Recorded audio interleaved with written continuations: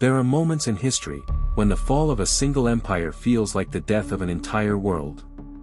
Today, we return to the 5th century, to the age when the greatest power on earth, the Roman Empire, began to crumble, piece by piece, from within.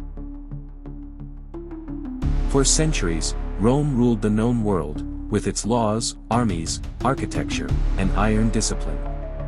But behind that glory, a shadow was growing, the shadow of decay. By the late 4th century, Rome was no longer what it once was. Corruption, political chaos, and military weakness began eating away at its heart. The legions that once crushed entire civilizations were now few in number, and weaker in spirit. The Roman people were tired, plagued by disease, poverty, and endless wars. The economy staggered, taxes rose, but the empire's power kept fading. The once mighty Rome had begun to rot from the inside. In the year 376, a terrifying wave appeared at Rome's borders. Thousands of Goths and other tribes, fleeing the ruthless Huns, sought refuge inside the empire. Rome thought it could control them. But what began as mercy, soon became disaster.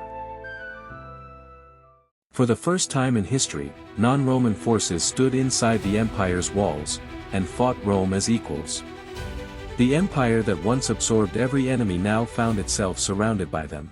In 395, Emperor Theodosius I died, the last man to rule a united Roman world. He left behind 2 sons, and a divided empire. The Eastern Empire in Constantinople, and the Western Empire in Rome. The split was fatal. The East grew stronger, destined to become the Byzantine Empire. But the West?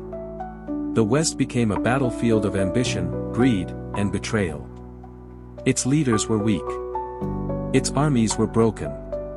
Its enemies were everywhere. By the early 400s, waves of barbarians, Vandals, Visigoths, Ostrogoths, and Huns flooded into Roman lands. The empire could no longer defend its borders. Generals fought each other for power, while entire provinces burned.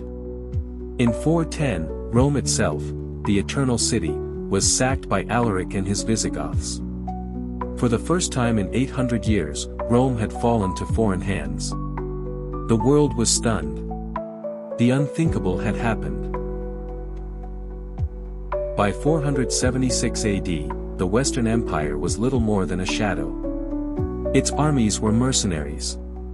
Its treasury, empty. Its emperor, a boy named Romulus Augustulus, had no real power. That year, the Germanic general Odoacer marched into Italy. He deposed the young emperor, and sent the imperial insignia to Emperor Zeno in the east. It was over.